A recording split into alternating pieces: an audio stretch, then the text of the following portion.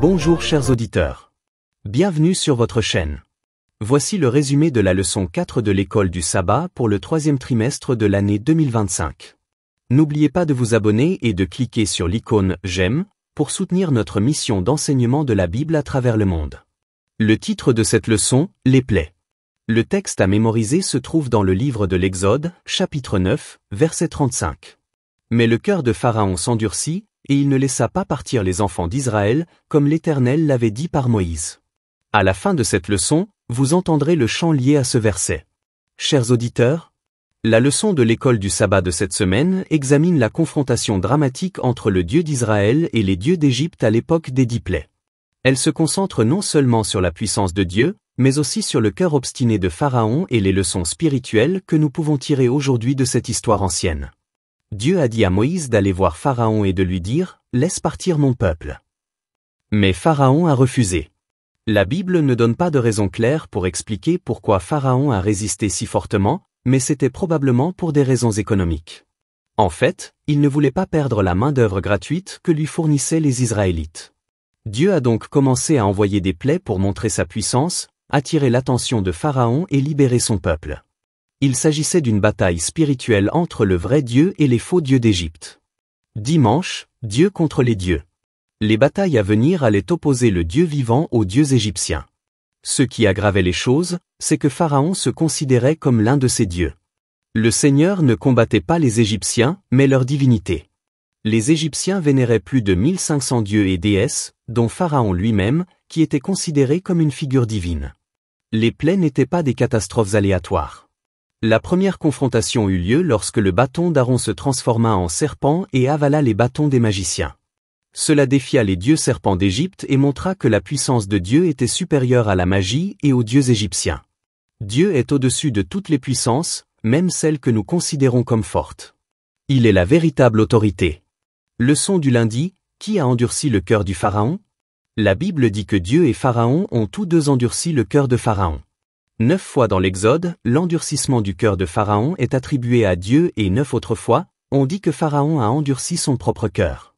Il est significatif que dans l'histoire des 10 plaies de l'Exode, dans chacune des 5 premières plaies, Pharaon seul était l'agent de l'endurcissement de son cœur. Il a lui-même initié l'endurcissement de son cœur. À partir de la 6e plaie, cependant, le texte biblique indique que c'est Dieu qui a endurci le cœur du Pharaon. Tout cela signifie que Dieu a renforcé ou approfondi le choix du Pharaon, son action volontaire, comme Dieu l'avait dit à Moïse qu'il le ferait. En d'autres termes, Dieu a envoyé des plaies pour aider Pharaon à se repentir et le libérer des ténèbres et de l'erreur de son esprit. Dieu n'a pas créé un nouveau mal dans le cœur de Pharaon, il l'a simplement livré à ses propres pulsions malveillantes. Il l'a laissé sans la grâce restrictive de Dieu et l'a ainsi abandonné à sa propre méchanceté. Chers auditeurs, tout comme le soleil durcit l'argile mais fait fondre le beurre, notre réaction dépend de notre cœur. Mardi, les 3 premières plaies. Les 10 plaies d'Égypte ne visaient pas le peuple égyptien, mais ses dieux. Chaque plaie en frappait au moins un. La première plaie visait Hapi, le dieu du Nil, censé donner la vie, lorsque l'eau se transforma en sang. Dieu donne alors une autre chance au Pharaon. La deuxième plaie visait un dieu appelé Eke. Cette fois-ci, la déesse grenouille, Eke, est directement confrontée. Au lieu de la vie, le Nil produit des grenouilles, que les Égyptiens craignent, détestent et abhorrent. Ils veulent s'en débarrasser. Le moment précis où cette plaie a été retirée a démontré que la puissance de Dieu était également derrière cette plaie. La 3e plaie est celle qui est décrite le plus brièvement. Le type d'insecte n'est pas clairement identifié. Il peut s'agir de moucherons, de moustiques, de tiques ou de poux. Elle était dirigée contre le dieu Geb, le dieu égyptien de la terre. Incapables de reproduire ce miracle, les magiciens déclarèrent « C'est le doigt de Dieu ». Le Pharaon, cependant, refusait toujours de céder. Rejeter Dieu à maintes reprises rend le cœur plus dur et renforce l'aveuglement spirituel. Leçon du mercredi, mouches, bétail et furoncles. Les insectes et les mouches en essaim ont humilié les dieux des marais et de l'air. Le dieu égyptien Watchit était le dieu des mouches, des marais et des marécages. Le dieu Képri, dieu du soleil levant, de la création et de la renaissance, était représenté avec une tête de scarabée. Ces dieux ont été vaincus par le Seigneur. Dans ce récit, alors que les Égyptiens souffraient, les Hébreux étaient protégés. En fait, aucune autre plaie ne les a touchés. Une fois encore, Tout cela était une tentative de Dieu pour faire savoir au Pharaon qu'il était le Seigneur au milieu du pays. Le Pharaon a donc commencé à négocier. Il ne fait aucun doute que la pression montait. Il était prêt à accepter qu'Israël adore son Dieu et lui offre des sacrifices, mais uniquement en Égypte. Le dieu taureau Hapi était également très populaire et très respecté dans l'Égypte antique. Ainsi, lors de cette 5e plaie, d'autres divinités principales furent vaincues lorsque le bétail des Égyptiens mourut. Lors de la 6e plaie, la défaite totale d'Isis, déesse de la médecine, de la magie et de la sagesse, est manifeste. Nous assistons également à la défaite de divinités telles que Sekhmet, déesse de la guerre et des épidémies, et Imhotep, dieu de la médecine et de la guérison. Elles sont incapables de protéger leurs propres adorateurs. Ironiquement, même les magiciens et les sorciers sont désormais si affligés qu'ils ne peuvent plus se présenter à la cour, ce qui montre qu'ils sont impuissants face au Créateur du ciel et de la terre. Leçon du jeudi. Grêle, sauterelle et ténèbres. Nou était la déesse égyptienne du ciel et des cieux et était souvent représentée comme contrôlant ce qui se passait sous le ciel et sur la terre. Osiris était le dieu des récoltes et de la fertilité. Dans la Bible, la grêle est souvent associée au jugement de Dieu. Pendant ce fléau, ceux qui cachent leurs biens dans un abri sûrs seront protégés. Tout le monde est maintenant mis à l'épreuve. Croiront-ils ou non à la parole de Dieu et agiront-ils en conséquence? Le dieu égyptien de la tempête, de la guerre et du désordre s'appelait Seth. Avec Isis, ils étaient considérés comme des divinités agricoles. Aucun des dieux égyptiens ne pouvait arrêter les jugements de Dieu, car les idoles ne sont rien. Enfin, Ra était le dieu principal de l'Égypte, le dieu du soleil. Tho était le dieu de la lune. Aucun des deux n'était capable de donner de la lumière. Pharaon tente à nouveau de négocier, mais en vain.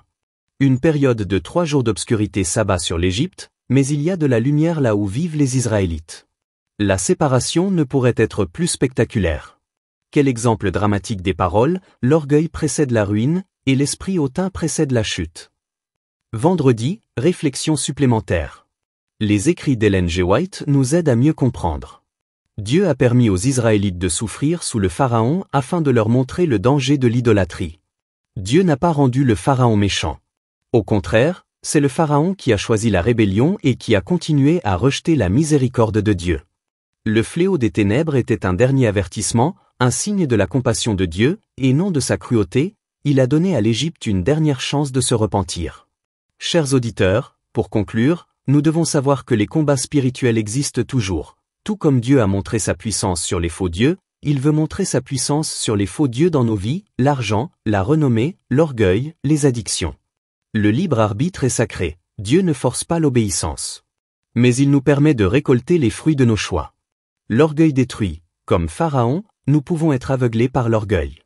Même lorsque la vérité est devant nous, l'orgueil peut nous pousser à la rejeter. Dieu est miséricordieux, même lorsqu'il rend son jugement, c'est pour réveiller les gens et leur donner une chance de se tourner vers lui.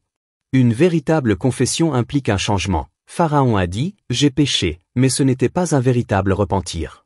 Le véritable repentir entraîne un changement de comportement, pas seulement des mots. Que Dieu vous bénisse. So the heart of Pharaoh was hard, neither would he let the children of Israel go, as the Lord had spoken by Moses. So the heart of Pharaoh was hard, neither would he let the children of Israel go, as the Lord had spoken by Moses. Exodus 9:35.